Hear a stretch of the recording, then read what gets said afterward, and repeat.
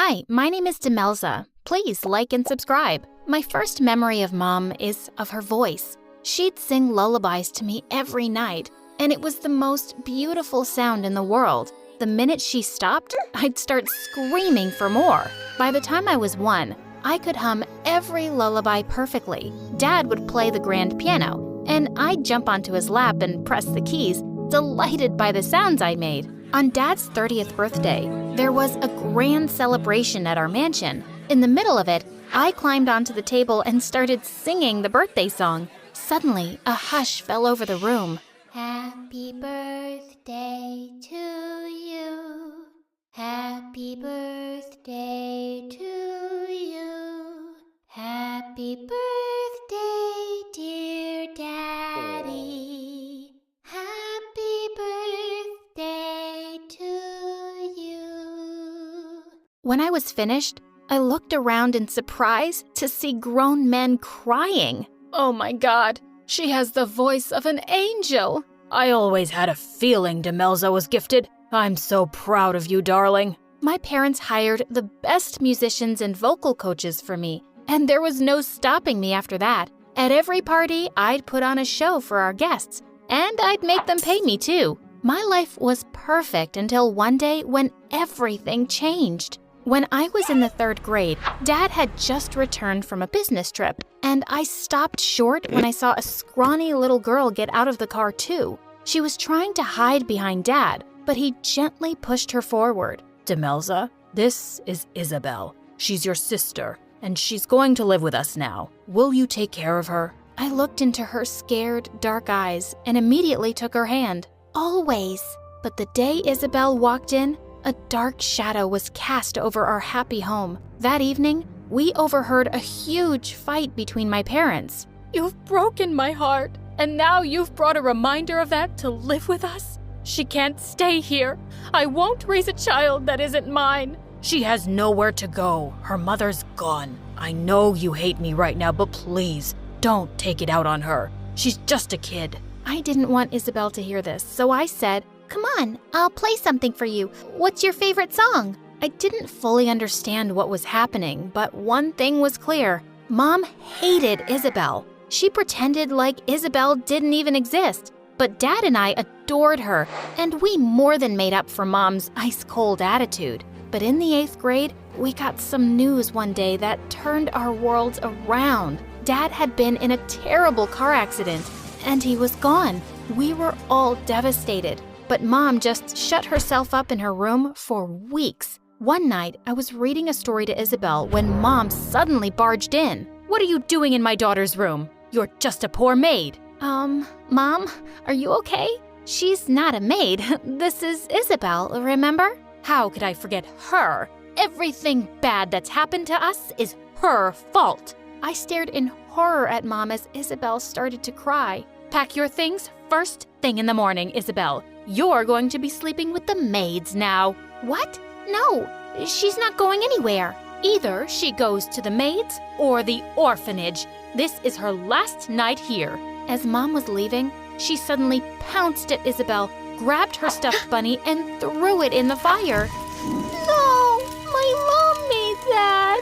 Isabel cried for hours, and I hugged her to sleep. What had happened to my mom? The very next day, Isabel was shifted to the maids' quarters and made their helper after school. I was scared she'd be sent away, so I didn't fight with Mom, but I'd sneak food to her and help her with her homework at night. And at school, we could always hang out together. But one day, I was really surprised to see Mom marching into the principal's office. "Mom, what are you doing here?" "Oh, I'm here to withdraw Isabel from school, of course." "You can't do that. She has to go to school." "Why? She's never going to be anything but a maid like her stupid mother. You don't need an education to sweep floors." As she turned around, I grabbed Mom's wrist. "If you make her drop out of school, I will too. And I'll tell everyone why." "Are you sure you want everyone to know how you really treat Isabel, Mom? Dad would be so disappointed in you." Mom looked shocked,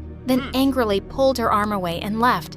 I'd won this little battle, but God knows what she'd do next. Things weren't great at home, but at least I had Eric. He was my boyfriend for 2 years and was just crazy about my voice. One evening when I was on a date with him, I suddenly started getting calls from Isabel. Come home, right now. I ran home to a scene of complete chaos. Mom was tearing apart Isabel's room. What's going on? Your dad's watch is missing, and I'm going to search all the maids' rooms. And when I find it, I'm kicking out the thief for good. Just then, a servant came from another room, saying it was under Mom's personal maid's bed. Mom looked completely shocked to find out it was her, but she threw her bags out instantly. Some days later, it was Isabel's 13th birthday, and I snuck into her room with a cake. When she blew the candles out, I asked her what she'd wished for. I wished your mom was dead. Isabel, you don't mean that. She's my mom. Isabel stayed silent, and I got up to leave. I'd never seen that look of hatred on my little sister's face before. In the middle of all this drama, I had a huge audition coming up. A prestigious music academy was looking for talent from different schools, and being selected would be a dream. But 5 days before the audition, I woke up with my throat hurting. I called out to the maid, but to my horror, my voice was gone. Mom rushed me to the doctor, who diagnosed me with laryngitis. What he said next left me shocked. Your voice will return to normal soon, but this is the end of your singing. If you strain your vocal cords too much, you could lose your voice permanently. I just couldn't believe it. On the day of the auditions, I slipped into the auditorium with Eric, feeling devastated. I wanted to be up on that stage more than anything. And then, one of the judges said, "The last performer is Miss Isabel." Wait, what? Isabel stepped onto the stage and started singing. You made me insecure.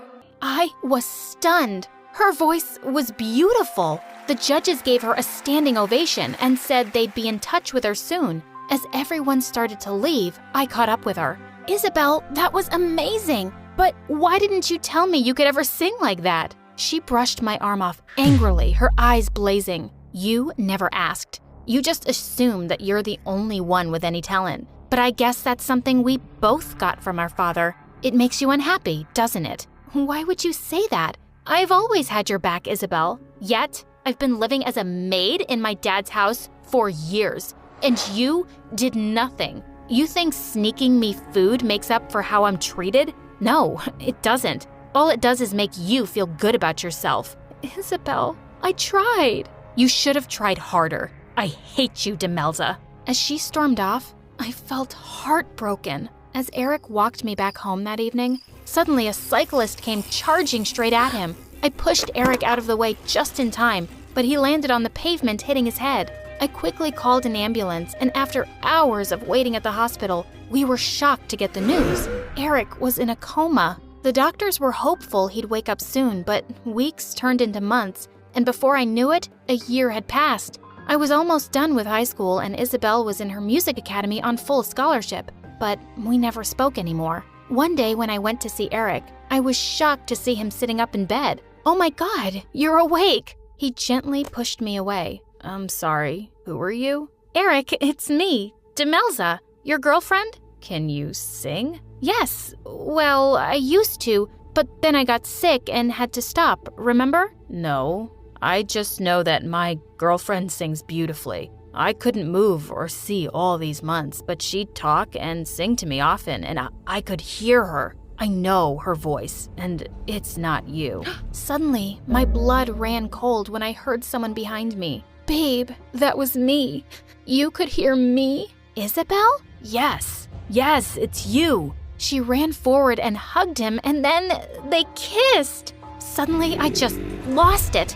I pulled Isabel by her hair. "Are you completely crazy? You've been visiting my boyfriend and singing to him? Tell him you're lying." "I am not. He's mine. Let me go, witch." And suddenly, she pushed me viciously and I went flying into a trolley. I attacked her and we went crashing straight into the machines. And the next thing we knew, we were both thrown out of the hospital. I turned furiously to Isabel. "We're done. For good. You've become a hateful monster. I don't even know who you are anymore, but you're definitely not my sister. finally. And with that, she left. I went on a very long walk to clear my head, and by the